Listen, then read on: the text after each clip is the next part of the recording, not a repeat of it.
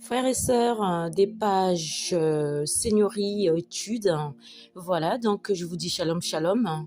La main de Dieu sur vous, mes chers amis, et que Dieu touche votre cœur et que le Saint-Esprit vous visite chez vous. Aujourd'hui, nous allons continuer encore le plan précédent. Donc, c'est votre langue a-t-elle besoin de guérison? Mes chers frères, la méditation quotidienne d'aujourd'hui, nous allons parler, donc il n'y a pas de zone d'ombre. Vous pouvez voir dans le Proverbe 12, comme nous l'avons étudié dans les précédents plans, donc qui dit les lèvres fausses sont en horreur à l'Éternel, mais ceux qui agissent avec vérité lui sont agréables. Et nous avons vu qu'il n'y a rien entre les deux. Mes amis, notre problème, c'est que nous avons tant de zones d'ombre dans notre pensée. Mais trouve-t-on ces zones dans l'écriture aujourd'hui? Parce que lorsqu'on en remonte à la source, on réalise que chaque mensonge vient du diable. C'est une pensée effrayante.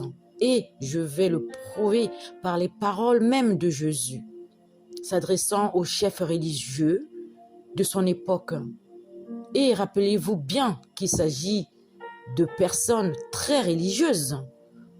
Jésus dit, le Père dont vous êtes issus, c'est le diable. Et vous voulez accomplir les désirs de votre Père. Il a été meurtrier dès le commencement. Et il n'a pas persévéré dans la vérité, parce qu'il n'y a point de vérité en lui. Quand il profère le mensonge, il parle de son propre fond, parce qu'il est menteur et le père du mensonge. Jean 8, 44. Mes chers amis bien-aimés, chaque fois qu'un mensonge dépasse nos lèvres, il vient du diable. Un fait plus important encore et plus effrayant au sujet de cette maladie du mensonge est qu'à moins d'être stoppé et guéri. Parce que cette maladie du mensonge, elle est mortelle. Nous pouvons aussi voir dans l'Apocalypse 21:8 qui nous dit quand aux lâches, aux incrédules, aux abominables, aux meurtriers, aux impudiques, aux magiciens, aux idolâtres et à tous les menteurs, leur part est dans les temps ardents de feu et de souffle. C'est la seconde mort. Mes chers, remarquez les groupes de personnes, les lâches, les incrédules, les vils, les meurtriers, les immoraux, ceux qui pratiquent la magie, les idolâtres, et tous, ils sont tous les menteurs. Vous savez pourquoi? Parce que cette maladie est incurable. Il n'y a pas d'issue. Ça veut dire que leur part est dans les temps ardents de feu et de souffle. Une fois que la personne est destinée à cette seconde mort, c'est irrévocable. Je répète ce que j'ai dit. À moins que l'on ne stoppe la progression de la maladie du mensonge et qu'on la guérisse, parce que cette maladie est mortelle.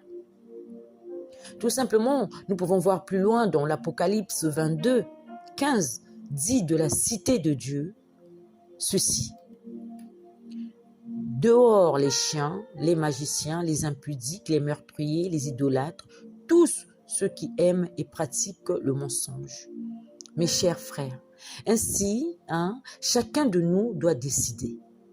Suis-je prêt, suis-je prête à être guéri de cette maladie du mensonge ou vais-je perdre mon âme à jamais, à moins d'être stoppé et guéri? Cette maladie du mensonge mène à la mort.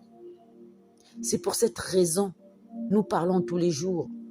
Nous disons des choses inconsciemment tous les jours. Alors, mes frères et sœurs, prions. Seigneur, je te remercie encore de tout mon cœur pour ton sacrifice sur la croix, où tu as donné ta vie pour moi, pour me pardonner tous mes péchés et pour me guérir de la maladie des lèvres mensongères. Merci Seigneur, que ma destinée éternelle est assurée en toi, par ton sang. Je prie pour que tu m'aides à être toujours sincère dans mes paroles et à ne jamais laisser un mensonge franchir mes lèvres. Au nom de Jésus, Amen. Mes amis, tout est une question de pratique et d'habitude. Exercez-vous. Si vous voyez que vous avez ce défaut au fond de vous, exercez-vous à dire la vérité parce que c'est un péché mortel le mensonge. Dieu hait le mensonge. C'est-à-dire que même par le mensonge, aujourd'hui, ça peut t'emmener très loin. Vous voyez, ça peut t'emmener très loin le mensonge, et en plus dans le mauvais sens. Mes chers, aimez la vérité. Priez. Demandez à Dieu de vous enlever cette langue pendeuse, cette langue de mensonge, cette langue auquel... Parce que vous savez, si vous fréquentez les gens qui sont menteurs, inconsciemment, vous le devenez aussi parce que vous suivez leur cours de vie. Vous voyez? C'est inconsciemment. C'est pour ça qu'il faut que vous devez être entouré des gens qui vous savez qu'ils disent la vérité. Parce que vous le vérifiez. Parce que vous faites attention à ce que vous dites. Donc, forcément, vous allez prendre la garde pour tout un chacun qui vous dit des choses. Vous n'allez pas être non plus là en train de vérifier chaque mot qu'une personne va vous parler. Non. Mais, par exemple, cette personne vous confirme quelque chose. Vous n'allez pas faire votre inspecteur. Non. Mais vous allez quand même essayer de savoir quelques jours après ou des heures qui suivent, si cette vérité ou cet dialogue qu'il vous a raconté, que si c'était vrai, vous vérifiez. Car parce que si nous marchons avec des menteurs, vous allez voir, c'est contagieux, c'est contagieux le mensonge. Ça peut vous atteindre inconsciemment, je dis bien, parce qu'il y a beaucoup de gens qui disent des choses inconsciemment, dont les ragots qu'on a fait. On a fait un plan sur les ragots. Vous voyez, c'est-à-dire que vous devez être entouré des gens de la vérité. Parce que aujourd'hui, si vous n'êtes pas de ce côté-là, vous encouragez. Vous voyez? Alors qu'aujourd'hui, nous devrions encourager, mais pas flatter. Que ce soit dans ce que nous dites, dans ce que nous faisons, parce qu'aujourd'hui, nous sommes presque arrivés à la fin de notre liste avec la maladie de la langue. Là, nous allons parler de la flatterie. Rappelez-vous dans Psaume 12, 2, 4, qui nous dit « Sauve-nous, ô Éternel, car les hommes pieux disparaissent. Il n'y a plus de fidèles parmi les fils des hommes. Ils s'adressent l'un à l'autre des paroles mensongères. Ils parlent la flatterie aux lèvres, la duplicité au cœur, que l'Éternel détruise toutes les lèvres flatteuses et la langue qui parle avec arrogance. Mes frères et mes sœurs, vous verrez ceci dans Psaume 12, 2, 4. Mes amis, dans ce passage, David décrit l'état de déclin moral de la race humaine. Je crois que cela n'est pas différent aujourd'hui. Les hommes consacrent à Dieu, les hommes consacrent à Dieu. Aujourd'hui, les hommes, au fait, qui sont consacrés à Dieu, aujourd'hui, sont difficiles, au fait, à trouver. Les fidèles sont effacés et disparaissent. Quel en est le résultat? Chacun ment son voisin. Leurs lèvres flatteuses parlent avec duplicité. Mais un jugement de Dieu est prononcé dans l'Écriture envers ces lèvres menteuses. Que le Seigneur retranche toutes les lèvres flatteuses et toutes les langues hautaines. Mes chers frères, dans Proverbe 26, 28, nous avons été avertis. La langue trompeuse est ce qu'elle a abattu de la bouche flatteuse emmène la ruine. Parce que si nous écoutons et acceptons la flatterie, ou si nous devenons des flatteurs nous-mêmes, notre fin sera la ruine. Vous comprenez? Parce que dans Proverbe 29:5 nous dit aussi, l'homme qui flatte son prochain tend un filet devant ses pas. Mes frères, après bien des années de croyance, j'ai appris par expérience combien cela est vrai. Il y a des personnes qui flattent sans cesse par leurs paroles, mais elles ne sont pas sincères. Un autre motif se tapit derrière leur flatterie, forcément. Eh bien, des fois, si ce n'avait pas été par grâce divine, j'aurais été pris au filet, moi aussi, de la flatterie. Je me serais laissé conduire par des engagements ou des relations qui auraient été hors de la volonté de Dieu. Mes amis, aussi, gardez en mémoire, s'il vous plaît, qu'une langue flatteuse mène à la ruine et que celui qui flatte son prochain tend un piège sous ses pieds. Tout simplement. C'est pour ça, mes frères et mes sœurs, nous allons refaire une prière. Prions. Seigneur, aide-moi à trouver le juste milieu entre encourager et flatter. Je prie pour que mes paroles puissent soutenir les personnes fatiguées et être une source d'espoir pour ceux qui en ont besoin. Mon Dieu, mon roi, aide-moi à être sensible à ton Saint-Esprit lorsque tu veux encourager quelqu'un et l'élever. Au nom de Jésus, Amen. Mes frères et mes sœurs, ce plan, vous devriez l'écouter dès la première partie et la dernière partie. Tout simplement, vous allez apprendre énormément des choses, les petites erreurs que nous ne faisons jamais attention à nous. Et ces choses-là, notre attitude est écrite dans le livre de vie. Parce que vous devrez apprendre à être lent à la parole, mais rapide à l'écoute. Tout simplement, aujourd'hui, nous allons parler de la 6e maladie de la langue. Ce sont les paroles légères. Vous trouverez ceci dans Proverbe 29:20 qui nous dit « As-tu vu un homme étourdi dans ses paroles? Il y a plus à espérer qu'un insensé que de lui. » Ce verset dit que si nous parlons avec précipitation et à la légère, notre condition est pire que celle d'un insensé. C'est une grave affirmation ici parce que la Bible ne dit rien de bon au sujet des insensés. Tout simplement parce que l'Écriture donne au fait l'explication d'un homme qui s'emporta dans ses paroles. Une seule fois, il nous dit le prix qui lui en coûta. Cet homme était Moïse. Dieu lui dit de passer devant les enfants d'Israël, de parler au rocher et qu'il en jaillirait de l'eau. Mais Moïse était tellement en colère envers les enfants d'Israël qu'il leur dit « Vous êtes rebelles. Devons-nous faire jaillir de l'eau de ce rocher ?» Alors, au lieu de parler au rocher, il le frappa. Vous pouvez voir ceci dans Nombre 27:12.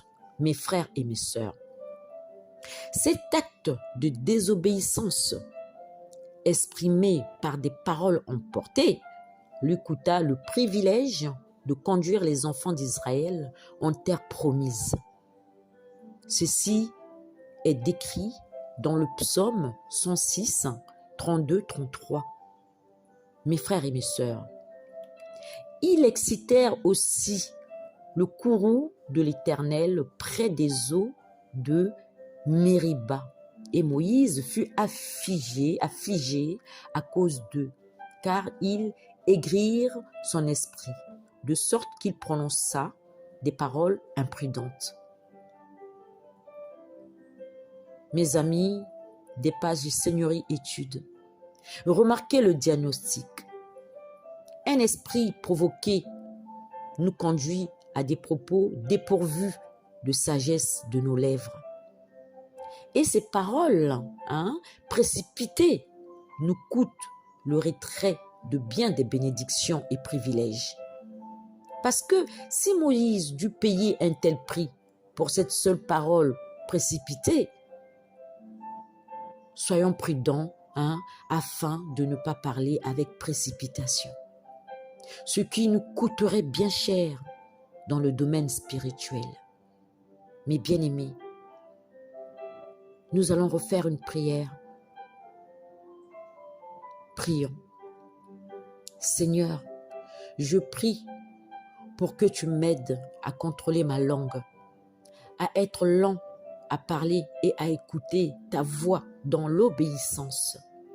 Seigneur, je veux que mes paroles apportent le réconfort et la guérison, et non la division, les querelles ou irritation. Mon Dieu, aide-moi, Seigneur, pour ton Saint-Esprit, et que mes paroles soient une source d'eau fraîche, pleine de grâce. Au nom de Jésus. Amen. Mes bien-aimés, nous devrions vraiment voir dans ce passage, dans ce plan, mes frères amis, parce que aujourd'hui, toutes les 6 maladies qu'on vient d'étudier depuis la première partie jusqu'aujourd'hui, au fait, le vrai problème dans ce plan, votre langue a-t-elle besoin de guérison? Vous savez c'est quoi? C'est la racine du problème. Parce que dans l'Écriture, Dieu a pourvu à la guérison de notre langue. Et la première étape pour y parvenir est de reconnaître le problème.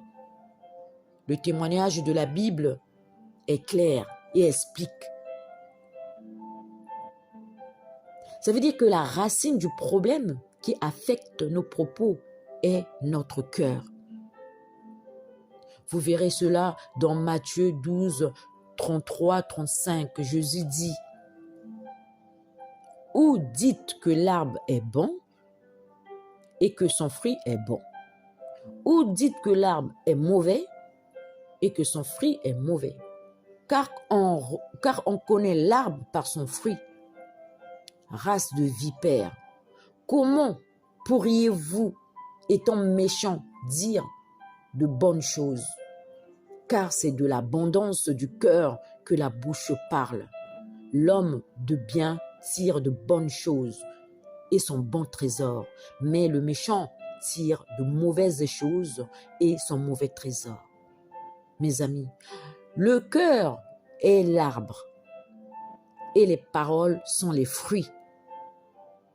Les paroles qui sortent de notre bouche expriment la condition de notre cœur. Si le cœur est bon, les paroles sont bonnes. Si le cœur est mauvais, les paroles sont mauvaises. Soit notre cœur est bon, soit il est mauvais. Notre bouche abonde du contenu de notre cœur. Ça, vous devriez le savoir. Si par accident, vous renverserez de l'eau d'une bassine sur le sol de la cuisine et constatez que l'eau ainsi répandue, essuyée et grassée, vous n'avez nul besoin d'examiner l'eau contenue dans la bassine. Vous savez qu'elle est souillée et grasse également. Ça veut dire qu'il en est de même de notre cœur. Si des paroles malicieuses, impures, incrédules et corrompues sortent de notre bouche, cela montre que la condition du cœur est identique. Vous pouvez comparer ce passage de Matthieu avec Jacques 3, 9, 12. Lorsque Jacques parle d'incohérence des personnes religieuses, qu'est-ce qu'il dit? Avec la langue, nous bénissons le Seigneur, notre Père, et par elle, nous maudissons les hommes faits à l'image de Dieu. De la même bouche sortent la bénédiction et la malédiction. Il ne faut pas, mes frères et mes sœurs, qu'il en soit ainsi. Jaillit-il d'une même fontaine d'eau douce et d'eau amère? Mes frères, un figuier peut-il donner des olives ou une vigne des figues? Une source d'eau salée ne peut pas non plus donner de l'eau douce. Simplement, Jacques associe deux images dans ce passage. L'une est une source d'eau, l'autre, un arbre. Il dit qu'un olivier, d'accord, ne portera jamais d'autre fruit que l'olive. Certainement pas des figues. La variété, d'accord, d'arbre indique la variété du fruit. Ça veut dire que Jacques emploie ici la même image que Jésus. L'arbre est le cœur et les fruits sont les paroles qui sortent de la bouche. Il emploie, d'accord, une autre image, celle d'une source. Il dit que si de l'eau salée et saumâtre jaillit de la source, vous savez que la source est salée ou saumâtre. Voilà mes chers amis. C'est pour cette raison que nous allons faire cette prière pour remercier Dieu de ses connaissances afin que nous nous guérissons. Prions mes chers amis. Seigneur Jésus, je te loue et te remercie pour le don d'un cœur complètement nouveau, pour la purification de ton sang et ton sacrifice d'expiatoire. Merci Seigneur pour ton cœur salé et saumâtre a été chargé en eau claire et vivante par le Saint-Esprit. Aide-moi Seigneur à ne plus jamais permettre à cette eau salée de saumâtre de sortir de ma bouche. Au nom de Jésus. Amen. Voilà mes chers amis.